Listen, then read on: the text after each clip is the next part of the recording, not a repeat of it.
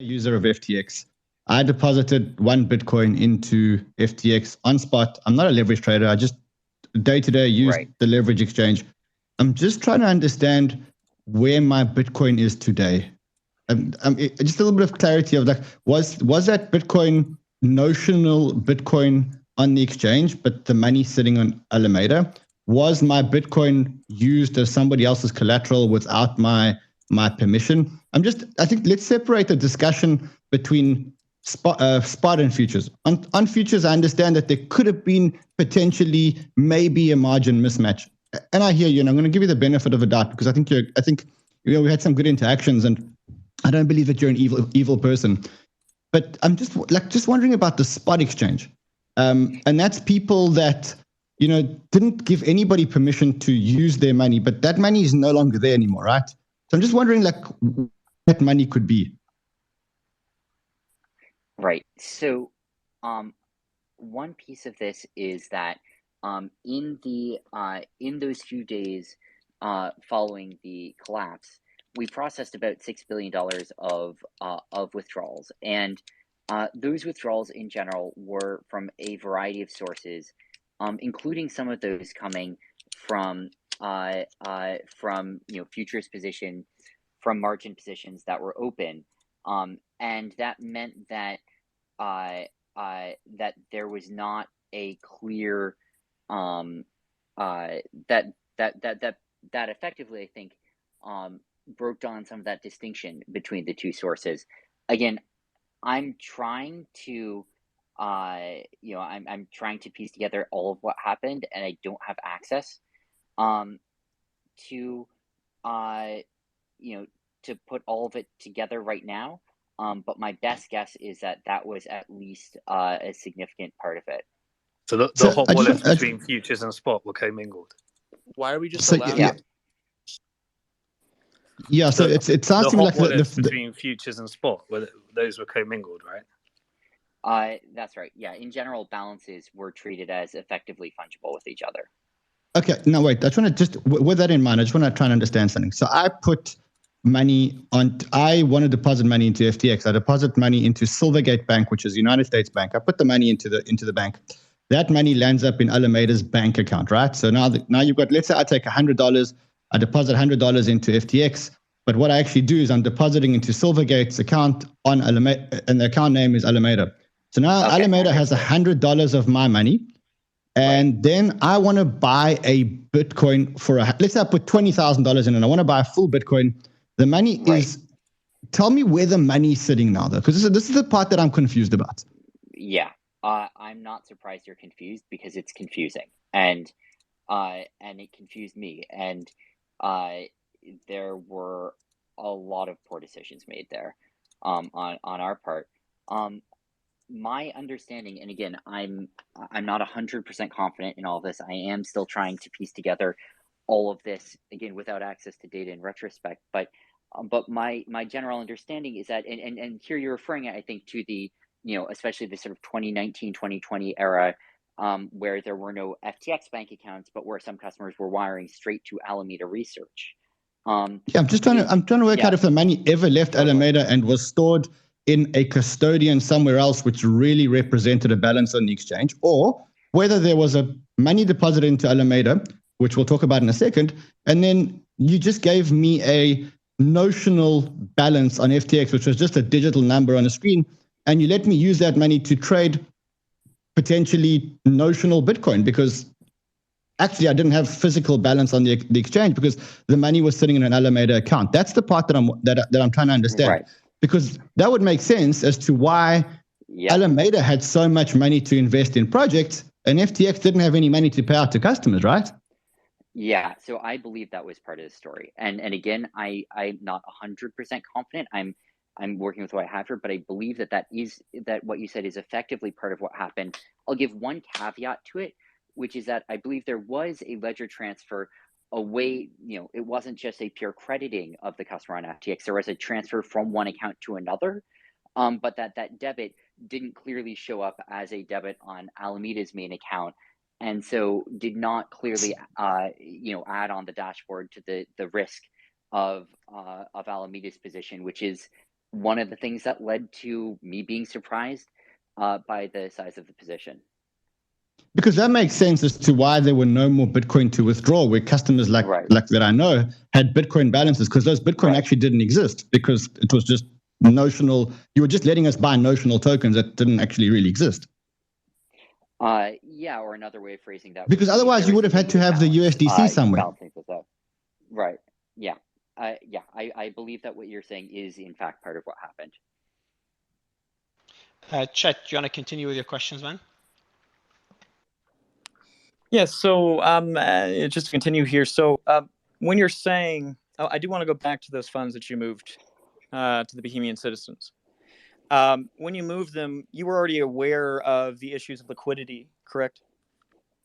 So when you say move them, this was a question of which withdrawals in which jurisdictions were open when. There were other jurisdictions where withdrawals were open as well. It was not a single shut off on all process. But yeah, there were liquidity issues creeping up, and we had a staggered shut off effectively of withdrawals. There was not large size for what it's worth that went out there. Nearly the entirety of the withdrawals that we processed, I want to say something like 95%. I think more than 95% of the withdrawals were all done prior to any shutdowns. But there was a little bit left that came out from some jurisdictions, the Bahamas being one, Japan being another, given that Japan has segregated assets, and there may have been one or two other jurisdictions as well. Why did you allude to saying that you moved those funds to appease Bohemian authorities by ensuring that Bohemian citizens wouldn't be angry at you for losing their funds, specifically in this context? So I wouldn't say I moved them. I mean, it's a question of whether to close withdrawals, and it was, you know, accounts choosing whether or not to initiate withdrawals. I wasn't initiating them, but yeah, that was one of the jurisdictions that we were last to turn off withdrawals in. That is correct, and it felt appropriate given that that was where our primary regulator was. That's where our headquarters was, and but you know, after about a day of that, we started to see some signs of people trying to abuse it, and we shut it down. Sam, just one question. You guys were. I dropped out. Go ahead, Chet. Sam, you claimed that FTX US and FTX Japan are entirely solvent and also entirely separate from the rest of your companies, correct? Yep. I think everyone would be interested to hear why you filed for bankruptcy for both of those, not just FTX US, but FTX and Japan. Why did you make that decision, regardless of the time that you made it? If you knew these were entirely solvent, why wouldn't you have argued to keep them out of the Chapter 11? I argued for quite a while to keep them out. In the end, I was informed in a way which I no longer believe was true, that this filing would not mean that withdrawals would be shut off there, that this did not mean a bankruptcy filing, that it was just a provisional step, but that appropriate and responsible steps would be taken in those jurisdictions. I am surprised at what happened after my filing. I don't know why that's what happened, and I regret it. Okay, and just to go a little bit further there, so you specifically though didn't file FTX Digital Markets, right? FTX Express Pray and at least two other entities in the Chapter 11. Right. If you were able to choose not to file those, how come you couldn't for the U.S. and Japan corporations? I wish I hadn't. I wish that I had done what you're saying. I'm not asking what you wish you could have done. I'm asking why you didn't. The reason that I didn't file those in particular was those were entities where local regulators prior to my filing had already stepped in and initiated their own processes. And so I couldn't have, even if I had wanted to, for those entities. And that includes FTX Australia? Yes. You also said that 8 minutes after you filed the initial motion for Chapter 11 bankruptcy, $4 billion more of liquidity basically was called in. Someone said that they could give you that cash injection. Is that correct? I don't dispute that I've said something like that. But did you actually get the liquidity of $4 billion offered to you 8 minutes after you filed the Chapter 11? So that would have been 4:38 in the morning. Did you get that actually offered to you? Yes. By whom? Can you state? I cannot. Okay. Why haven't you filed a motion to voluntarily dismiss the bankruptcy cases under U.S. Bankruptcy Code Section 1112 if you believed that you could save the company through that cash injection, and you also thought that FTX US and FTX Japan were fully solvent? I acknowledge your question. I want to make sure that I operate in a responsible and compliant manner here. I would be discussing what would or would not be appropriate with counsel, and at the end of the day, I think that the right parties to be filing here would not be I think that the right parties would be regulators, administrators who are overseeing this internationally, who have been leading the charge. But I acknowledge your question there.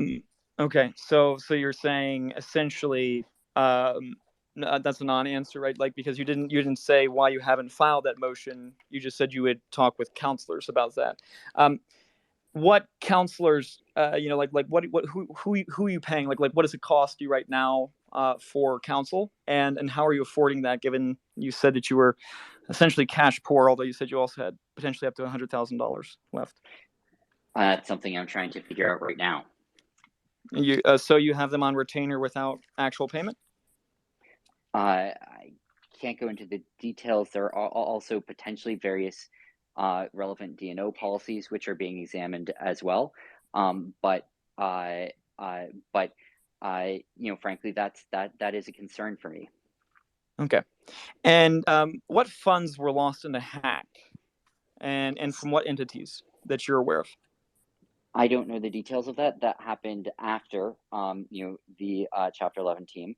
Okay. But I think to my knowledge, this sort of on-chain analytics, as long as you make sure to distinguish between the various custodial processes that were taken, then to my knowledge, have done a decent job of tracking what that was, but I don't know a ton more than that. Okay, but you said that FTX US lost $250 million in the hack. That was a statement from you. Correct? When did I say that? You said that in the past few days, literally. So if you said that FTX lost $250 million in the hack, where are you getting that information from? So I would be surprised if I'd said that it had done that. I think I wouldn't be surprised if I'd speculated that maybe the notional of it was something kind of similar to that based on what had happened on chain, but I don't think I know exactly how much it was or from exactly what entity. Okay, but if you're assuming that much, and Arkham Intelligence also reported that around $204 million of funds were moved off of that U.S. exchange to Alameda just a few days prior to the bankruptcy. Does that mean there's a plausibility of a $500 million hole at FTX or at US, or does that mean there's just a plausibility of a $250,000 hole? So I will make a few notes. This is all as of when I had last looked into it, and my data is somewhat stale here, so I'm just guessing as best I can. First of all, the funds moved off. There are also funds moved on. There were a lot of deposits and withdrawals on FTX US from many customers, including Alameda, but those were fully solvent accounts, and to my knowledge, all of the customers ended positive on FTX US, such that there was no hole created by any of that activity. There's not an equivalent of what happened on the international exchange, so that part would not contribute to it. In terms of the hack, I don't know how much that came from FTX US. I might be knowable from looking at on-chain activity. I had believed FTX. I've lost his audio. Is it just yeah, no, it's me too. Oh, sorry. Yeah. Oh, you're back. Okay, Sorry, Sam, we Sam, just lost you there for about 10 seconds. Yeah. Yep. Sorry, I'm back.